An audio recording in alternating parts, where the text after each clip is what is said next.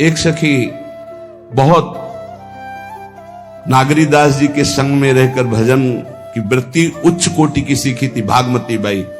उनके पति ही उनके ऊपर सैया लगाकर नवीन रानी के साथ बैठते हुए सब पिटाई करते, इतना कष्ट देते, पर वो उच्च कोटि की ऐसी महान भक्ता परम सिद्ध बरसाने के जो वास करने वाले अपने नागरीदास जी थे, हरिवंश महाप्रभु के शरणागत, उनके सत्संग से ऐसी उच्च कोटि की दशा प्राप्त हुई, उसे कोई फर्क नहीं पड़ा। उसके कष्ट देने के लिए उसके ऊपर सैया लगाते, राजा थे, और नवीन रानी के साथ उसके ऊपर बैठते, उपद्रव करते, मारते पीटते, लेकिन वो सम रहती। संतर्जयस ताड़यन बधनन शांत, वो देख रहा है, बस तुमको यही सोचना, वो देख रहा है, मेरा स्वामी देख रहा है, वो देखते हुए मौन है ना, वो चाह रहा है ना, तो तेरा किया मीठा लगे, बस बात समझ लो। इतना तो बहुत बड़ी वस्तु प्राप्त होगी, बहुत बड़ी। एक मिट्टी जब कुम्हार को अर्पित हो जाती है तो पीट पीट कर एक छोटा राई भर भी दाना नहीं रहने देता, क्योंकि राई भर भी अगर दाना रहा वहीं से मटकी फूट जाएगी, राई भर भी अहंकार रहा वहीं से भक्ति रस निकल जाएगा। पीट पीट के उसको एकदम बराबर, फिर भी चैन नहीं, जल डाल के रौंदा, फिर भी चैन नहीं, हाथों से मल कर अपने अनुसार बनाया, फिर चाक पे चढ़ाया, जो चाहा आकार दिया, सूर्य के ताप में तपाया, फिर उसको दहकते हुए आवे के बीच में रख के पकाया, फिर उसमें रस रखने लायक क्षमता आ गई उस मिट्टी में। ऐसे ही हम जब संत महापुरुषों को, श्री भगवान को समर्पित होते हैं तो ये सब होगा। रस रखने लायक हृदय तभी होता है जब आवे में तपता है, इसलिए तैयार रहो। तभी नागरीदास जी ने कहा, बड़ो ही कठिन है भजन ढिग डरिबो। एक सूरवीर योद्धा की तरह जैसे उसके अंग घाव से युक्त होते हैं, वो कदम पीछे नहीं आगे ही बढ़ाता है, ऐसे भजनानंदी चाहिए। चाहे मुझे चोर कहा जाए, पतित कहा जाए, गाली दिया जाए, मुझे मारा जाए, बांध लिया जाए, तो भी मैं भगवान पर दोषारोपण नहीं करूंगा। मैं यही निश्चय करूंगा, प्रभु मेरे देख रहे हैं, जोई जोई प्यारो करे, सोई मोई भावे, उनका विधान परम मंगलमय है। अंतः क्लेश मतीव दुस्सह तरम प्राप्नोति नाना विधि। मुझे अंदर से भी बहुत पीड़ा दी जाए, काम पीड़ा, क्रोध पीड़ा, लोग बाहर से तो ये दिया जाए और अंदर से भी ये दिया जाए, तो भी हे प्रिया जो आपसे नहीं कहूंगा। प्रेम में कभी शिकवा शिकायत नहीं होती, ना इष्ट से और अपने प्रीतम के विधान से दिए हुए कष्ट को हम दूसरे से कह दें, धिक्कार है हमारी प्रीति को। प्रीतम सहावे और मैं दूसरे से शिकायत करूं? नहीं, हर विधान आपका सहो। ये प्रेम है मस्ती का, ये लज्जू पंजू ऐसे काम नहीं है इनके। ये तो देखते हैं पैर धर के, अगर गर्म लगा तो हटा लेंगे, मत रखना गर्म ही गर्म है। और छाती मजबूत करके कि आग पे चलूंगा, तो पैर रखोगे तो चंदन हो जाएगा आग में भी। पूरे जीवन की बात कह रहा हूं, पूरे जीवन की।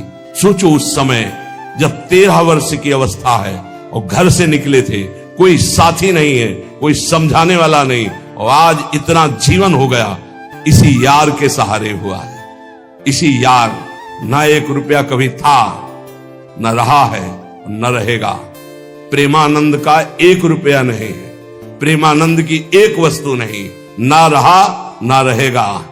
हाँ, प्रेमानंद की सब वस्तुएं हैं, ना होते हुए भी पूरा विश्व मेरा। क्यों? प्रेमानंद भगवान का है, भगवदानंद को प्रेमानंद कहते, वही संपत्ति।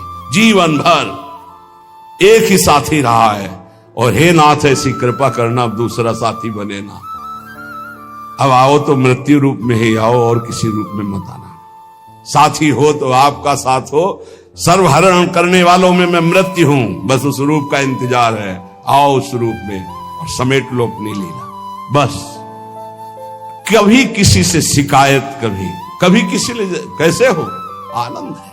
नहीं सुना है किडनी खराब है, तो सुना ही होगा, कोई दुख नहीं, कोई दुख नहीं। वर्तमान दुख वर्तमान के आनंद से बहुत छोटा है। क्या दुख है? स्वामी के द्वारा दिया हो। ये आप हमारी प्रार्थना मान लीजिए इस मार्ग में चलने पर जो दुख मिले कभी किसी से कहना नहीं, नहीं तो प्रीति में कलंक लग जाएगा, वो तुम्हें प्रभु से हटा देगा। नहीं, रहीमन मन की मन व्यथा रखिए मन में गोए, सुनिठ लई है लोग सब बाट न लिए। ये भगवत मार्ग शूरवीरों का मार्ग। कभी अपनी अंतर व्यथा को किसी से मत कहो। जीवन में अगर कोई हमें कष्ट दे रहा है तो हमारा कर्म है, ना कि कोई व्यक्ति। ये बिल्कुल सिद्धांत तक चर्चा समझ लो। वही व्यक्ति जो मुझे द्वेष करता, वही व्यक्ति जो मुझे कष्ट और दंड देता, वही व्यक्ति प्रणाम करके छाती से लगाकर आंसुओं की धारा से अभिषिक्त किया, तो वो व्यक्ति था या कर्म? जब कर्म भोग हो गया तो वही हृदय से लगा के अश्रुधारा से क्षमा कीजिए, बहुत ऐसा ऐसा। नहीं, आप तो बड़ी कृपा की। व्यक्ति कभी कष्ट नहीं देता, मेरा कर्म उसके ऊपर सवार होकर मुझे दंड देता, इसलिए मैं किससे कहूं? अपनी जबान से दांत कट जाए तो किससे कहूं? ये जो दांत, इससे जबान हमारी पीड़ा को किससे कहूं?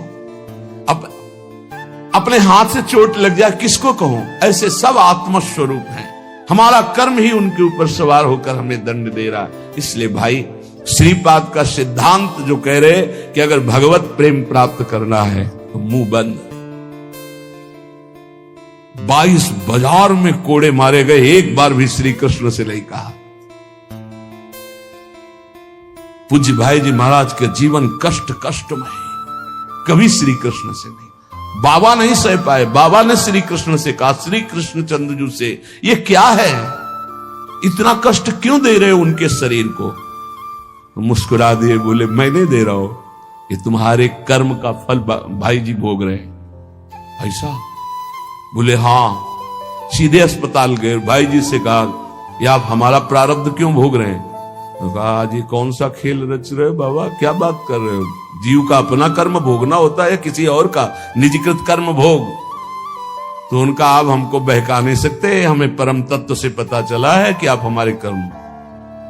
तो हंस दिए भाई जी और बोले देखो हमें कोई फर्क नहीं पड़ता, आपको फर्क पड़ जाता है। आप चढ़ो, जिस साधना की चढ़ाई पर चढ़ रहे हो चढ़ो, मंगलमय श्री कृष्ण तुम्हारी यात्रा को पूर्ण करें। हम तो अस्पताल में पड़े पड़े प्रिया प्रीतम के साथ खेल रहे हैं, कोई फर्क नहीं पड़ रहा। बड़े महापुरुषों ने अपने कष्ट की तो बात जाने दो, दूसरों के कष्टों को लेकर भोगाए। हम जरा सा कष्ट आ जाए तो बोले हमारी अंदर श्रद्धा थी अब खत्म हो रही क्योंकि कष्ट आने लगा। उसमें भगवान का क्या दोष है? वो तो बड़े कृपालु हैं कि ऐसे पापात्मा होने पर भी मुझे महात्माओं का संग दिया, धाम का वास दे रहे, नाम जपवा रहे। अब हमारे पूर्व प्रारब्ध हमें कष्ट दे रहे हैं, इस समय भी वो हमें दुलार कर रहे हैं। जीव समझता नहीं, केवल दोषारोपण भगवान और भगवत मार्ग पर कर देता है। इसलिए उपासक को अंतः क्लेश मति व दुस्सहतरम, ये जो आप काम क्रोध से जल रहे हो ना, ये तपस्या है, इसका बहुत बड़ा लाभ मिलेगा। और अगर भोग रहे हो ना, गिर रहे हो, पतित हो रहे हो, तो वो सुख नहीं, वो शांति नहीं, वो विश्राम नहीं है। एक बात ध्यान रखना, इस शब्द को याद रखना।